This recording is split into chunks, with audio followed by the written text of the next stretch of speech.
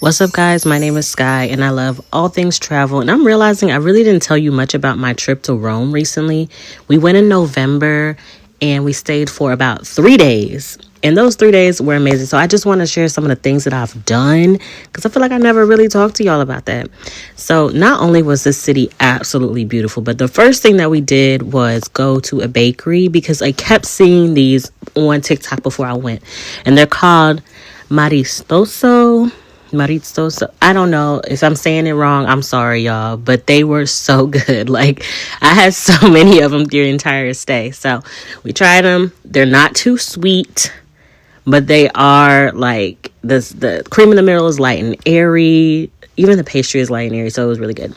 I like to explore by foot, so that was the next thing that I did. I kind of put my walker shoes on and was checking it out. The weather wasn't bad. We was at the beginning of November, and I would say it's probably like between 55-60 degrees. They had all of these windows where you can get drinks. So this was my very first Campari Spritz ever, and I loved it. And then that evening we tried Roma Spirita, which is the infamous restaurant featured on, is it No Reservations or Parts Unknown by Anthony Bourdain, but it is his favorite restaurant in Rome.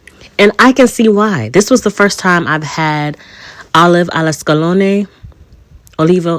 alla scalone, fried olives, okay? And they're stuffed with meat in the middle.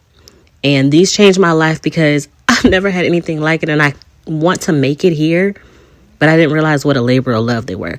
But I very much so enjoyed that. So after the dinner, we just kind of walked around, found a couple bars to have some drinks in. This is my Miffy my sister made me that just matched my outfit. I thought it was the cutest thing. Our Uber driver was lit and let me have the aux, so I put him on to some Future, and he liked it too.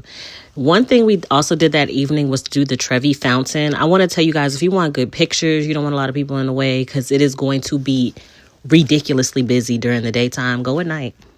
I think it was like maybe a little bit after midnight here. Go get your pictures at night. It's good lighting. The next morning, I got up and I took a walk because I wanted to see as much of Rome by foot as I could. I was impressed about some of the touristy things to do. I just like to hit the ground running. Okay, that's what you can expect from my travel content. So I walked about 45 minutes to the Central Market. And that's where I ended up getting a ride from this very handsome Italian man to our pizza and pasta making class, which is about 45 minutes away outside of Rome. And that was a very hard Uber drive to try to pick up. So I met this cute guy and I've got his number and he gave me a ride.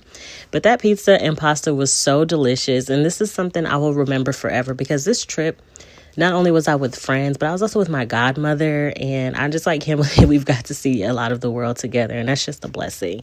So just side note, but this pizza and pasta class is a must. If you go to Italy, check it out.